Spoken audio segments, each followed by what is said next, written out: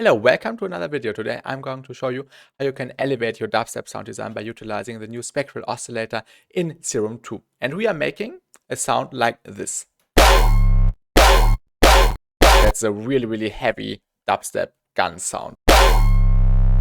This sound contains two layers. We have the sub bass, which we are making first, and then we have the tonal information, where the actual character of the gun is coming from. Let's start with the sub bass. So first we will grab an envelope and draw a shape which is looking like this, so we can create some movement, and we will apply this envelope to the new coarse pitch in the sub oscillator to create this pitch movement which we all love in dubstep. And now the sub sounds like this.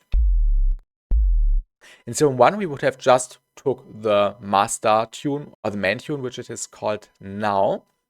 And this is just creating this pitch down effect to give the sound more impact. Next step would be to grab the noise, and the cool thing about the noise is that we now have the generators. And so one we just had the samples, which we also can use now in the bright white, for example. But in this case, we now have the samples, and we also have some stereo control and also a filter and padding at level as usual. And I've also applied the same envelope to the level of the white noise, so we can also get some movement going on there. And now the noise sounds like this. Just some attack going on here. And in combination with sub bass, it sounds like this. And the now more difficult part is to route the sub and the noise into one of the new buses. So we will click onto this little box right here on the sub oscillator. By default, it just says main, so it's just going into the main channel. We want it to go nothing but bus 2 in this case, because we are routing our sub bass into bus 2, which is this chain right here. All the effects are disabled if you're asking that. And we will do the same for the noise. So the noise also goes into the same channel, so we can process the sub and the noise together.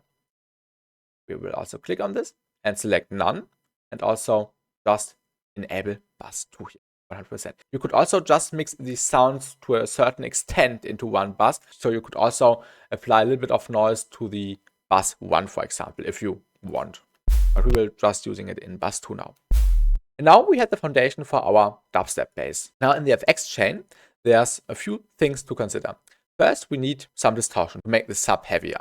And I'm just applying the tube distortion here, which is sounding like this now, with some drive and some mix. You could also use the new overdrive distortion, which is also sounding pretty sick, but in this case, I've used the tube distortion. To balance the sound a little bit, I've used an equalizer. And a cool tip is, if you want to see the frequency spectrum, you can just click onto the frequency spectrum and enable the frequencies, so you can see what you're actually doing. And I've just applied a little notch right here by just using 2 peaks right here, and I've turned down the gain. Just created this little notch in this 280 to 350 range, because that's the area where the mud is happening, and we don't want that.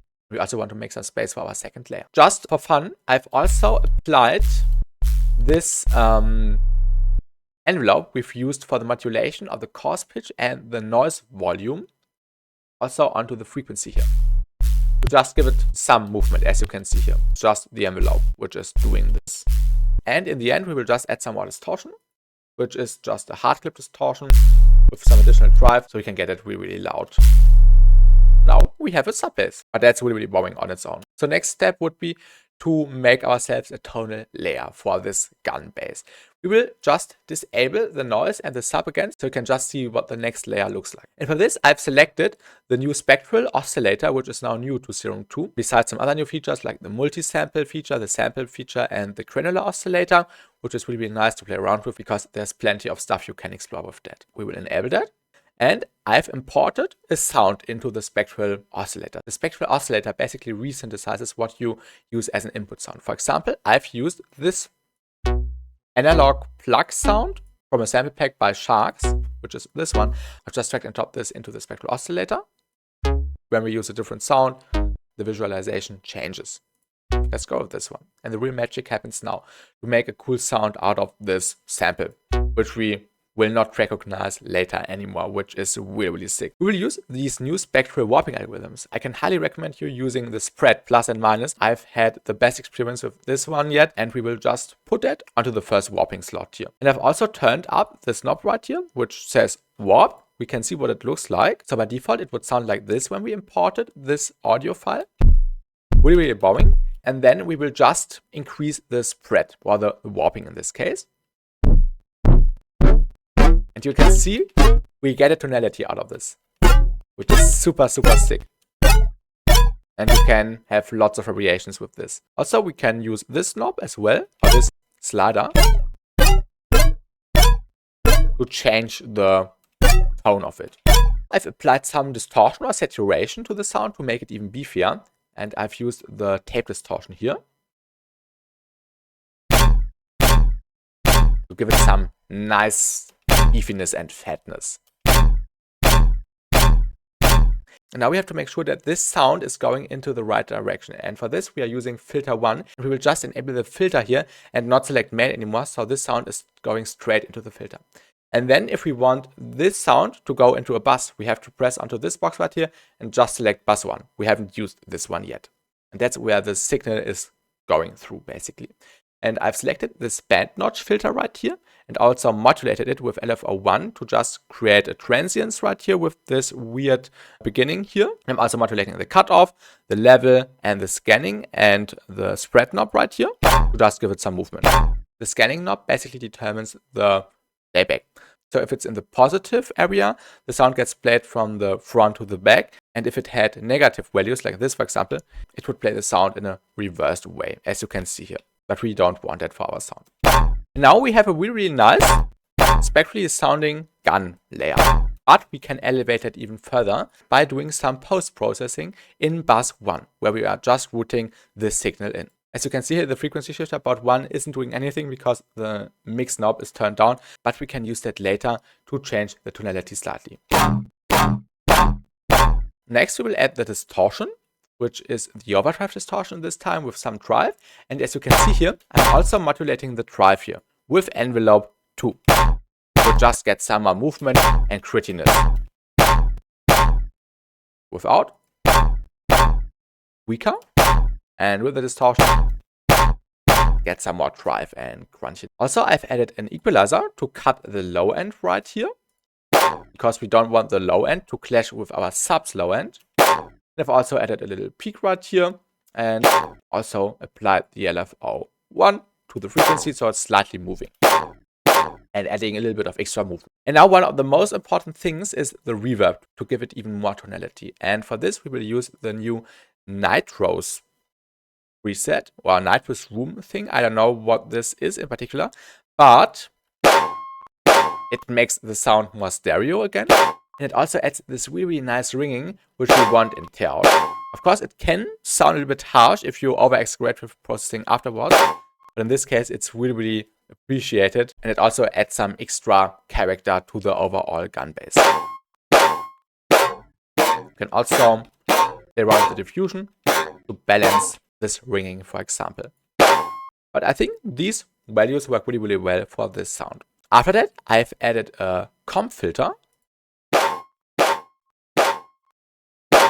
which makes the sound quieter.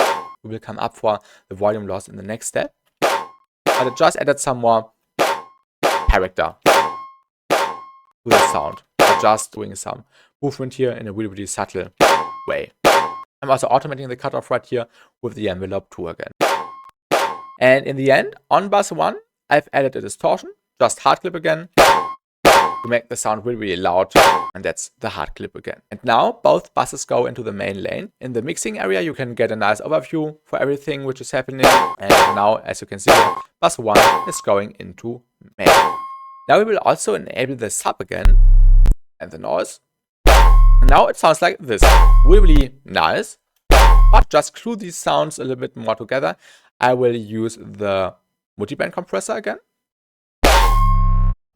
Just put up the gain and maybe change a few other parameters. And now it has that perfect balance of sub and tonality.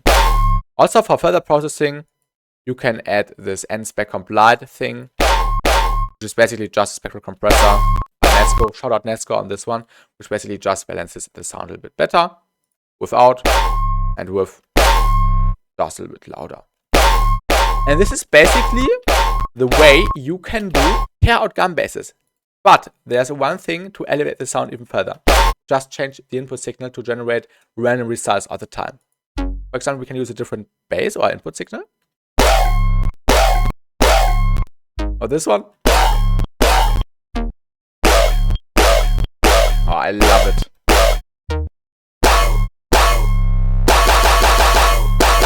And we could also change the semitones here.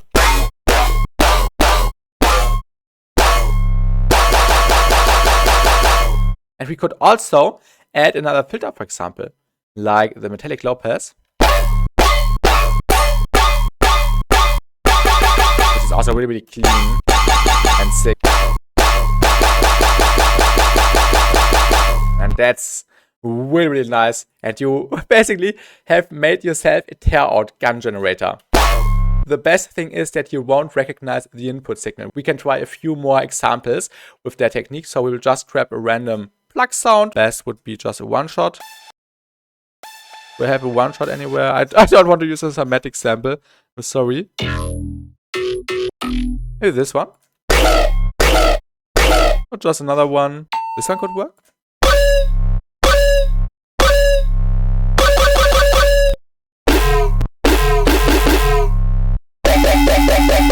This is insane. Maybe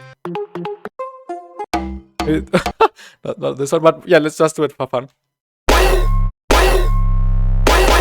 You can also just use loops for this technique.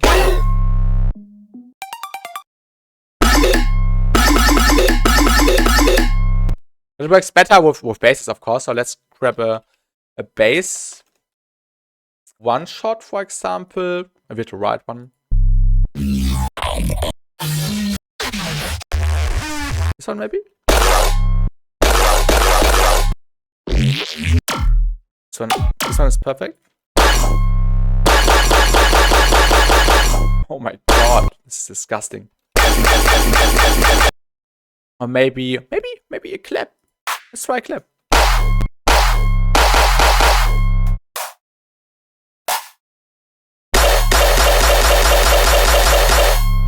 This is insane. Even kicks could work. Let's also try a kick.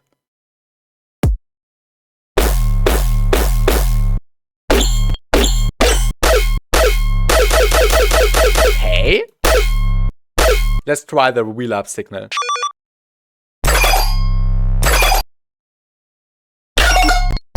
Okay. Really, really interesting, but you can see there are no limits for this technique. You can also try to FM the signal with a second oscillator and create even more variations and try different warping algorithms. But keep the spreading. I think the spreading kinda is responsible for making the input sound not recognizable anymore. So keep the spreading, but you can play around with the tape saturation and also come up for the saturation loss or distortion loss in the mixer or in the FX section by just adding some more distortion or different distortion types in the bus one. And also try around with different filters. I hope you were able to learn something from this video. If you did, let me know in the comments and let me also know what I should do next for another tutorial. And I will definitely make more tutorials with just some sounds I've made. And thanks for watching. See you in the next one. And goodbye. Thanks for watching.